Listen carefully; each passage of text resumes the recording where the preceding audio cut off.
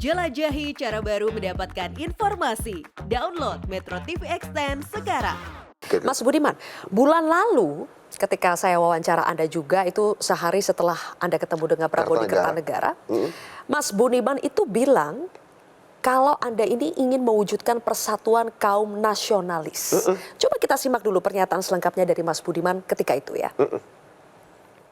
Anda datang ke Sekjen minta kursi menteri kalau Pak Ganjar menang. Tentu saja kami kaget.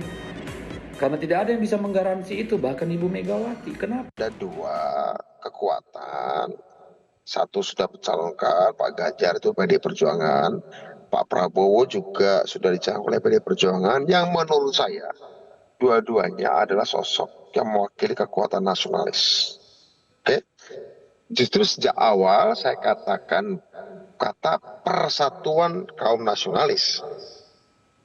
Sehingga ini untuk memastikan soal kemenangan dengan margin yang besar oleh kekuatan persatuan kaum nasionalis dengan margin yang besar, sehingga pastinya dengan begitu karena hanya dua pasangan tentu saja hanya satu putaran.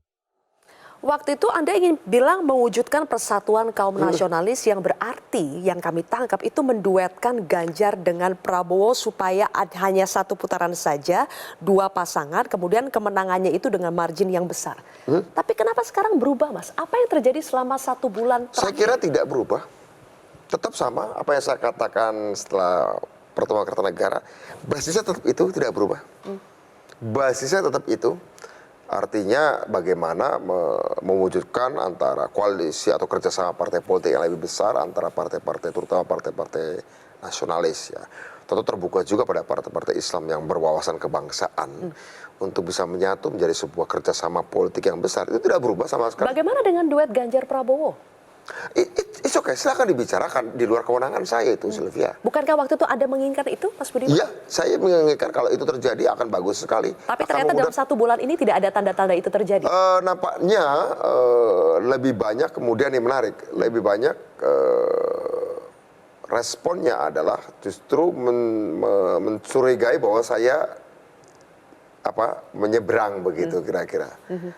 Instead of atau bukannya kemudian dilihat sebagai sebuah upaya menjadi jembatan, ibaratnya saya ada di seberang sini dan ingin ke arah sana untuk bangun jembatan, malah bagian sisi ini dibakar. Kira-kira begitu. Tapi oke. Tapi memangnya Mas Budiman bilang ke PDIP, saya bersedia menjadi jembatan untuk mungkin menduetkan Ganjar saya dengan ketika Prabowo. diskusi dengan Pak Hasto diundang secara informal, diskusi secara informal juga dengan Pak Komarudin Watubun ya.